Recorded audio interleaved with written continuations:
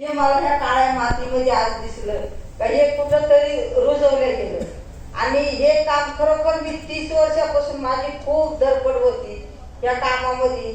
आता माझं तर शिक्षण काहीच नाहीये, मी एकही दिवस शाळेत नाही गेले, पण मी एक निसर्गाची शाळा शिकले आणि निसर्गाची शाळा आज ही समाजाला सांगते आणि ती शाळा आज मला इथं भरलेली दिसते. तर आज खरोखर माझ्या कामाबद्दल किंवा मला ह्या मातीबद्दल खूप खूप अभिमान वाटला. आणि हे काम तर तुम्ही आम्ही खरंच केलंच पाहिजे आणि याची पुढच्या पिढीला खूप गरज आहे आता. आणि हे काम आता तुम्ही तर म्हणशाल मावशी तर म्हणते मी शिकलेली नाही, हे काम कसं काय केलं, पण मी ह्या कामाचा अनुभव स्वतःच्या घरात घेतला, स्वतःच्या शेतात घेतला आणि स्वतःच्या कुटुंबासाठी मी सुरू केलं. फक्त स्वतःच्या कुटुंबासाठी मी बचत गटामध्ये काम केलं पहिले. आणि मला एक लहानपणापासून समाजात चांगलं काम करायचं अशी अपेक्षा होती, पण माझा प्रवास खूप कठीण होता. मला कुठं माणसामध्ये जाता येत नव्हतं, कुठं बोलता येत नव्हतं, तर आपण काय समाजात चांगलं काम करणार आहे. मला ना लिहिता येईल ना वाचता येईल. पण बचत गट तयार करून आणि बचत गटामध्ये मी रोपं तयार करायचे काम करायला लागले. का रोपं तयार करून डोक्यावर पाणी आणायचं, बैलगाडीनं आणायचं, रोपं तयार करून बचत गटाला महिलांना एक एक रोप द्यायचं पाऊस पडल्यावर.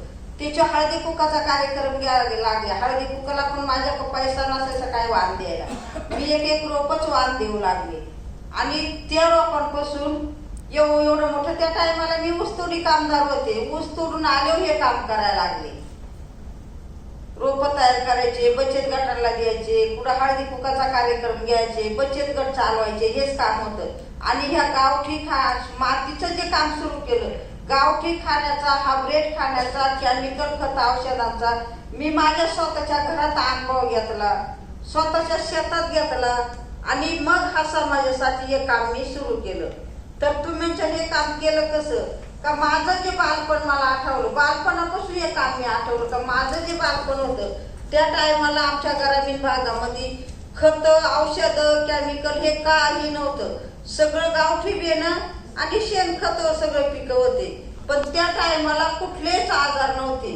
मी माझं स्वतःच आठवलं का मी एक म्हणजे लहानपणापासून माझे वडील खूप वडिलांची गरिबी होती ना, आम्ही 7 बहिणी होतो. गरिबी असल्यामुळं त्यांना शाळा नाही शिकवता आली कुणाला. आणि एक बहीण 9 महिन्याची असतानाच आई वारली. मग आई गेल्यावर सगळं जातंय ना, ते कुणाच्या आई म्हणजे सगळ्यांना माहीत असते. पण वडिलांनी सगळ्यांचा सांभाळ करून आणि त्यांनी शाळा नाही शिकवली, पण ज्ञान बाकी घरातच शिकवलं. ते पण शाळा शिकेल नव्हती. समाजात कसं राहायचं, कसं बोलायचं, कसं काम करायचं हे वडिलांनी शिकवलं, कारण ते पण शिकेल नव्हते. गरिबी आली तर लाजू नाही, श्रीमंती आली तर माजू नाही, टाकीचे गाव सोसले पाणी येत नाही, हे वडिलांचे शब्द होते. आणि आम्ही 7 बहिणी होतो, आई पण नव्हती. मग वडिलांनी एक सांगितलं का तुमच्या आई गेले तसा मी जावंच तर तिच्या घरीच राहायचं, पण माझ्या नावाला वाटाणे लावायचा. हे वडिलांचे शब्द होते. आणि हे 7 बहिणीने ऐकले चांगले शब्द वडिलांचे. कुणाचे आता कागद लिहून ठेवतात, मी चांगला शब्द माझ्या वडिलांचा किंवा म्हाताऱ्या माझा एक एक शब्द मी डोक्यात साठवून ठेवला. आणि मी काही दिवसांनी हे काम सुरू करताना माझं गरिबी असल्यामुळं 12 वर्षीच लग्न झालं त्याच गावामध्ये. पण इकडं मग मला इकडं पण शेती काम करावं लागलं. पण काही दिवसांनी माझा प्रवास इतका खडतर आला का मी 40 वर्ष गायच्या गोठ्यात काढले. मी 4 बाळांना गायच्या गोठ्यात जन्म दिला. संध्याकाळचं डिलिव्हरीचा बाळ जन्मलं तर सकाळचं सगळं उठून काम करायचं. आणि 7 दिवसाचे बाळ पाठीची बाजून मी शेतामध्ये सगळं काम केलं 7 दिवसापासून. आणि संध्याकाळचं बाळ जन्मलं तर सकाळचं सगळं शेण पाणी 1-1 किलोमीटरवरून 3-3 हांड्याची पाणी आणायचं, हे काम मी सगळं केलं. पण त्या टायमाला कधी गोळी नाही, कधी औषध नाही, कधी दवाखाना नाही, कधी थकवा नाही, काहीच नाही. 7 दिवसापासून मी काम केलं, कधीच काही नाही झालं. आणि नंतर घरात एवढ्या सुविधा झाल्या, ज्या दिवसापासून माझ्या शेतामध्ये हायब्रिड बेन आलं, केमिकल खत आले, औषध आले, तेव्हापासून थोडे थोडे आजार सुरू झाले. मला 10 किलोमीटर 20 किलोमीटर माझ्या गावाला तोपर्यंत रस्ता पण नव्हता. पाठीची बाळ बांधायचे, दवाखान्यात जायचे. दवाखान्यात जातात तर एक असा विचार डोक्यात आला का घरात आजार नव्हते, हे येतात कुठून. मग मी विचार करत गेले, विचार करत आले. दुसऱ्या दिवशी माझ्या शेतीमध्ये फिरले, शेजारची पण शेती पाहिली आणि एका आंब्याच्या झाडाखाली बांधव बसले. त्या बांधव बसून माझ्या असं लक्षात आलं का ह्या मी विचार करू लागले, पहिले आजार नव्हते ना, आता ही आजार येतात कुठून, हे मी बांधव बसूनच विचार केला. पहिले तर एवढ्या सुविधा नव्हत्या, आता घरात सुविधा झाल्या. मग मी बांधव बसून असा विचार केला का ह्या काळ्या मातीमध्ये आपण पहिलं कोणतं बी पेरीत होतो, आता कोणतं पेरतोय. तिथला पहिले खत औषधं नव्हते, पण आता किती प्रकारचे खत देतोय, किती प्रकारचे फवारे मारतोय. आणि त्या बांधव माझ्या लक्षात आठवत केमिकल खतांमुळे, औषधांमुळे, हायब्रिड खाण्यामुळे घरात आजार सुरू झाले. मग मी ठरवलं माझ्या घरातलं बंद करायचं. पण चांगल्या कामाला कुठूनही विरोध आहे, कुठूनही आहे, कुणालाही पण आहे. मी संध्याकाळचं कुटुंब बसवलं, म्हणलं हे हायब्रिड बेन आणतात ना, हे काय आणायचं नाही. आजपासून शेतीला खत औषध फवारे मारायचे नाही. आपलं शेणखत आहे आणि जुनं बेन पारंपरिक हेच करायचं. मला घरामध्ये लहान मोठं खूप वाईट बोललं. तुझ्या डोक्यात काय वेळ भरलं का, काही फरक झाला का, लोक नवीन आणतात, नवीन करतात, पण तू म्हणती का सगळं जुनं लावायचं, शेतीला केमिकल खत औषध द्यायचे नाही. मला त्याचा खूप राग आला. मी म्हणले आजपासून मी घरात काहीच बघणार नाही. मी फक्त 8 दिवस गप्प बसले. 8 दिवस गप्प बसले. माझा एक नातू आजारी झाला, मी त्याच्याकडे दुर्लक्ष केलं. त्याच्या आई वडिलांनी तिथं खेडेगावात 2 दिवस नेला, अकोल्यात 5 दिवस ऍडमिट केला, संगमनेरला 4 दिवस होता. मग मला राग आला होता, मी त्याला बघायला गेले, पण मी 3ऱ्या दिवशी संगमनेरला गेले. त्याची जगायची सुद्धा शक्यता नव्हती. तिथून ते बाळ नाशिकला पाठवलं 4थ्या दिवशी. पण असं काही परवास आला का रुपयाजवळ दवाखान्याला राहिला नाही. एकच मंगळसूत्र होतं गळ्यामध्ये, तेवढं नाशिकमध्ये मोडलं आणि तिथून ते बाळ मुंबईला न्यावं लागलं. पण 1.5 महिना दवाखान्यात होतं तर 1.5 लाख रुपये लागले. हा परिणाम माझ्या स्वतःच्या घरात घडला. मग मला मुंबईला लोकांनी मदत केली, नातेवाईकांनी मदत केली. घरी आल्यावर मला पिकाची शेती गाठ ठेवावी लागली. आवताचे बैल विकले, म्हशी विकल्या आणि तिथून पुन्हा माझं कुटुंब मी सांगेल तसं ऐकायला लागलं. मग मी सगळं सेंद्रिय पद्धतीचं गोळा केलं, सगळं सेंद्रिय गावरान बेनं गोळा केलं. काही माझ्या होतं, काही मी गोळा केलं आणि बचत गट तयारच होते. तेव्हा बचत गटामध्ये ते काम मी करू लागले. पण मी बचत गटाला सांगायचे तेव्हा मला लोक वाईटच बोलायचे. कोणीतरी नाव ठेवायचं, कोणीतरी बोलायचं.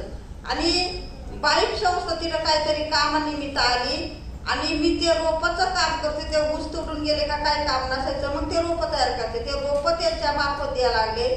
त्याच्यातून मला 4 रुपये भेटू लागले. मग मला अजून काम करायचे, तर ती ऊर्जा आली. आणि त्या रोपानिमित्त त्याची माझी ओळख होती. मी माझ्या पुरतं, हे माझ्या कुटुंबापुरतं मी गोळा केलं आणि माझं मी खात होते. माझ्या घरतीला हळूहळू कमी आजार दिसत होते. हे बचत गटाला, नातेवाईकांना सांगायला गेले का, हे पण मला कोणी माझं ऐकत नव्हतं. आणि ती बाईक संस्था आलो, मी बिल चालवते. त्याने असे टोकरीमध्ये गतुडे पाहिले. ते माझ्याकडे आलेले डोक्यावरची टोकर उतरून खाली ठेवली. त्यांनी माझी विचारपूस केली त्याची. म्हणले हे गावरान बी सर, मी चालेल शेतामध्ये बी लावाय. आणि मग ते म्हणे लोक नवीन आणतात, नवीन करतात, तुम्ही काय हे गावरान ठेवलं. मग मी हा थोडासा अनुभव त्यांना सांगितला. ते गेले. 3ऱ्या दिवशी ते परत आले. तेव्हा मी राखेतून बी चाळत होते. कारण आजपर्यंत आमचं बी मातीच्या मडक्यामध्ये राखेमध्येच राहतं. कुठलं पावडर नाही, औषध नाही, त्याला काही नाही, फक्त राखेमध्ये आणि शेणा मातीने लिपाण करून ठेवते. ही पद्धत त्यांना सांगितली आणि मग त्याने अशी शाल आथरली. बरं खरंच मावशी का गावरान बी किती काही हे बघायचे. शाल आथरली, सगळे शॅम्पल त्या शालीवर काढले. त्याला 125 वाट्या माझ्या एकटीच्या घरात भेटला. आणि मी म्हणत होते माझं गावठी आहे, डिश आहे, ते नव्हते म्हणत. त्यांनी सगळे बांधव घेतले, नावं विचारले, वैशिष्ट्य विचारले आणि ते कुठेतरी तपासले. मग ते म्हणे मावशी का जर एवढं नाही आले तर हे जगासमोर न्या पाहिजे. आणि त्यासाठी साहेबांनी, त्या बाईक संस्थेने मला एवढी मदत दिली आणि आज हे काम जगासमोर नेले. आणि त्यांच्यामुळे आज मला ठिकठिकाणी बोलवतात. पण मी जशी काय, मला बरेच दिवस वाटत होतो मी एकटीच काम करते, मी एकटीच काहीतरी पुढे बडबडते. आणि पण आता बाकी खरोखर मला दिसून आले का प्रत्येक ठिकाणी. आणि हे काम मी सुरू केलं तर हे पुढच्या पिढीसाठी केलं. आणि माझं म्हणणं होतं का प्रत्येक गावात माझ्यासारखी एक राईबाई घडली पाहिजे. प्रत्येक गावामध्ये हे बीज बँका तयार झाली पाहिजे. पण मला आता वाटतं का माझं एक मूल प्रत्येक गावामध्ये घडलं आणि एक गावामध्ये हे काम सुरू झालं. आणि खरोखर या कामाची खूप गरज आहे. आता आम्हाला खूप सगळ्यांना गरज आहे या कामाची. खरं म्हणलं तर या काळ्या मातीची गरज आहे आपल्याला. आपण आजारी राहतो कुठेतरी एखाद्या हॉस्पिटलमध्ये ऍडमिट होतो, पण ही काळी माती जर संपली तर हिला कोण डॉक्टर आपण बघू, कोण वैद्य बघणार आहे? नाही बघू शकत. या मातीला कोणी नाही भेटत. मग ही खरं म्हणली तर तुमची आमची अन्न देती माता आहे. आणि माती चांगली असली तर अन्न चांगलं, अन्न चांगलं असलं तर पुढची पिढी चांगली, नाही का? आणि हे काम आम्ही आज सुरू केलं तरच पुढच्या पिढीला शिल्लक राहणार आहे, तरच पुढच्या पिढीला माहिती होणार आहे. आणि आपण बदललो म्हणून निसर्ग सुद्धा बदललाय. आता आमच्याकडे 2 महिने झाले पाऊस चालाय. मी तर एक लागवड करून पार एक बी नाही वर आलं. सगळी लागवड फेल गेली. का तर आपण बदललोय, हा निसर्ग सुद्धा बदललाय. मग आपण सुद्धा निसर्गाला धरून चाललं पाहिजे, निसर्गाला धरून कामं केली पाहिजे, नाही का? आणि निसर्गाची सुद्धा आपल्याला खूप गरज आहे. आता आपण निसर्ग खरं म्हणलं तर निसर्ग वाचवला पाहिजे आणि ही माती वाचवली पाहिजे. आपण खूप बदललोय, खूप बदल केलाय, पण जंगलाच्या प्राण्याने नाही बदल केला. आता वाघ जंगलामध्ये असतो, वाघ काही खातो का? वाघाने त्याचं अन्न बदललंय का? नाही बदललं. जे मांस आहे त्याचं जे खाते तेच खातो ना. मग आपण का आपलं खाद्य आपलं जे आहे ते आपण का बघतोच काही खातो? हा, आपल्याला गावरान जे वाण आहे हे हवेवर येतात, स्वतःच्या ताकदीवर येतात आणि ती ताकद आपल्यात येते. पण आपण ते ठेवलंच नाही. आपल्याला चांगलं खायला भेटतच नाही, नाही का? आपण आज म्हणलं तर खातो पावभाज्या, शेवभाज्या. लहान बाळाला काय काय आता इरंबायला नाही जास्त, लहान बाळाला आपण काय काय देतो. मग खरं म्हणलं तर हे खरं सगळं हे कसं बनवतात हे आपल्याला माहिती आहे का? नाही माहिती आपल्याला. पण आपल्याकडे झाला पैसा ना, आपण सगळं आपल्याला आयतं आलं पाहिजे. आणि त्यांना हा परिणाम वाढून गेलाय सगळा. आणि शेतकरी सगळं कसं पीक जास्त येईल हे बघतोय आज. मी तर प्रत्येक ठिकाणी आता माझी शाळा नाही शिकेल, पण मला प्रत्येक मोठमोठ्या कॉलेजवर नेतात, मोठमोठ्या शाळेवर नेतात. आणि मला तर वाटतं का ह्या मुलातून 4 मुलं घडले पाहिजे आणि त्याची खूप गरज आहे. आणि ते काम आजी यांनी सुरू केलंय. हे मला खूप खूप अभिमान होतो का हे काम प्रत्येक गावागावामध्ये झालं पाहिजे. आणि महिलांचं सुद्धा आपलं जे आहे ते आपण सगळं बदलूय. अन्नच नाही बदललं, सगळं बदलूय. आपले पाट्यावर मसाले होते नाही का, त्या मसाल्याचा दगडाचा लोह आपल्या पोटात जात होता म्हणून आपल्याला आजार नव्हते. आपल्या लोखंडाचे तवे होते, लोखंडाच्या उलटण्या होत्या भाकरी उलटायला. ते आपण काहीच ठेवलं नाही. आपण नुसतं चमचमीत पत्रे घेतले आणि त्याच्यात आपण अन्न करून खातोय, नाही का? मग आता आपलं शरीर तसंच चमचमीत होऊन गेले. पूर्ण ताकद आहे. पूर्वी माणसं सकाळपासून तर संध्याकाळपासून काम करायचे तरी थकवा येत नाही. आणि आता काम करा कोणी नाहीच म्हणते. आणि आता तर शेतकरी नवरा करा आताच्या मुली नाहीच म्हणतात. पण खरोखर मला तर वाटतो शेतकऱ्यांना एवढा आनंद एवढा कुठंच नाहीये. शेतकऱ्याला कोणी घरात नाही बशी. शेतकऱ्याला 1 दिवस कमावला तर तो 8 दिवस बसून खातो. तसंच सर्व्हिसवाला त्याच्या टाइमवर जावंच लागत, करावंच लागत, नाही का? आणि शेतकरी शेत आपलं कधी जात कधी या. आणि आजकाल आपण सगळ्यात मग पैसा कोणी खाऊ शकत नाही, पण जी माती जिच्यात पिकते ना तेच आपण खातोय. मग आपण का त्या काळ्या आईला विसरायचं? आपण का त्या मातीला विसरायचं? नाही का? मग मला तर वाटतं प्रत्येक गावामध्ये माझं खूप खेडं गाव आहे, खूप दुर्गम भागामध्ये. आता माझी एकदा लागवड करून गेले, आता दुसरणी केली तर ठीक. आता धडधड पाऊस पडतोय, उन्हाळ्याचं प्यायला पाणी राहत नाही, अशी परिस्थिती आहे. तर ह्या परिस्थितीमध्ये मी छोटे झोपडीमध्ये 12 वर्षे काम केलं. मागून मला खरोखर त्या कामाचा खूप कमीपणा आला. कॉलेजच्या मुलं येऊ लागले, त्यांच्या डोक्याला लागायचं, बसायला जागा नाही, बचत गट यायचे, शेतकरी महिला यायच्या. मग मी एक अशी पुण्यातच कार्यक्रम होता, अशी थोडंसं बोलले, हे काम मी समाजासाठी सुरू केलंय, मी सोडून देणार आहे म्हणून. का तर कोणी म्हणतं मदत कोणाला करतं, पण शेतकऱ्याला नाही कोणी मदत करीत. लोक हे म्हणतं करू मदत, ते म्हणतं करू मदत, नाही कोणी करीत. म्हणले 4 मुलं आले, त्यांना बसायला जागा नाही, मला बी ठेवायला जागा नाही. पण खरोखर हे काम चंद्रकांत दादा पाटलांनी मला खूप मोठी वीज बँका बांधून दिली. आता 2-2, 3-3 लक्झऱ्या भरून आल्या तरी तेवढे मुलं राहतात, तेवढे पाहुणे पण आल्यावर राहतात आणि ते माझं बी पण सुरक्षित ठेवता येतं आणि तिच्यापासून माझं काम पण मोठं झालं. पण मी म्हणते अजून खूप छोटं काम आहे. लोक गण म्हणतात मोठे. माझं हे प्रत्येकाच्या शेतापासून गाव, प्रत्येकाच्या बांधात गावठी बी पिकल, प्रत्येकाचं ताट विषमुक्त होईल, तेव्हाच मी म्हणेल माझं काम मोठं झालं. मग याच्याकरता प्रत्येकाच्या दारात, प्रत्येकाच्या शेतात परत बाग पाहिजे, प्रत्येकाच्या दारात किचन गार्डन पाहिजे आणि प्रत्येकाला विषमुक्त अन्न किंवा विषमुक्त भाजी सुद्धा खायला आली पाहिजे प्रत्येकाच्या ताटात. आणि हे पुरस्कार आता एवढे भेटले तुम्हाला, एक रूम भरलाय, पण हे पुरस्कार माझे नाही. हे पुरस्कार ह्या काळ्या मातीचे, माझ्या बीएचे, माझ्या शेतकरी असं हे ह्या काळ्या मातीचं नातं जोडलं म्हणून ते पुरस्कार मला भेटले. पण मी माझे स्वतःचे कधीच नाही म्हणणार, ते सगळे ह्या मातीचे. आणि हे काम गावागावामध्ये सुरू झालं पाहिजे आणि आज मोठ्या प्रमाणामध्ये सुरू झालेलं दिसतंय. मला खूप या कामाचं खूप कौतुक आलंय. आणि आपलं विषमुक्त शेती कशी होईल, आपण झाडं सुद्धा लावतो, पण आपण गावठी पण झाडं लावली पाहिजे, गावठी निसर्ग वाचवला पाहिजे. आता काही ठिकाणी वाढदिवस करतात, मी बघते हॉटेलमध्ये कुठं केक कापतात नाही का, पार्ट्या देतात, कारण इथं बरेच तरुण मुलं आहेत म्हणून मी म्हणते. मग ते न देताना तुम्ही चार तुमच्या ऐपती पारपणा 4 रोपं घ्या, 4 सांगून 10 द्या आणि तुमच्या मित्रमंडळीला वाटा. ते रोप आपल्या बांधावर लावा, एखाद्याला बांध नसेल तर ते रस्त्याच्या कडाला लावा. त्या झाडाचं आयुष्य वाढेल ना, तसं तुमच्या वाढदिवसाचं आयुष्य वाढेल. त्या झाडाच्या सावलीला कोणीतरी येऊन बसेल, तो आशीर्वाद आपल्याला भेटेल. मग हे काम करायला पाहिजे. तर आपण आजची पिढी म्हणली आणि कुठंतरी वेगळीच चाललेली आहे, मग ही जागेवर आली पाहिजे. आणि आता तर ह्या मोबाईलमुळे माणसाची माणुसकी सुद्धा कमी झाली नाही. माणसं संग बोलायचं पण विसरलं. कारण मी माझ्या रोल बघते, पहिले एखाद्या एसटीत बसलं, काका तुम्ही कुठले, मावशी तुम्ही कुठले. आता नातेवाईक शेजारी असलं तर कोणी कोणाला विचारित नाही, नुसतं त्या मोबाईल का बघत आहे.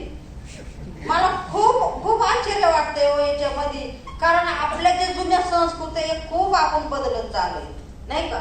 मग ह्या टिकवल्या पाहिजे. तुम्ही मोबाईल वापरा, कोणाला वापरायच्या त्याची गरज आहे. पण मी माझ्या घरामध्ये माझा एक राहतो, आता 20 आगरी झालाय आणि तो इथं आलाय 12वीला होता, तोपर्यंत घरामध्ये कोणाकच मोबाईल नव्हता.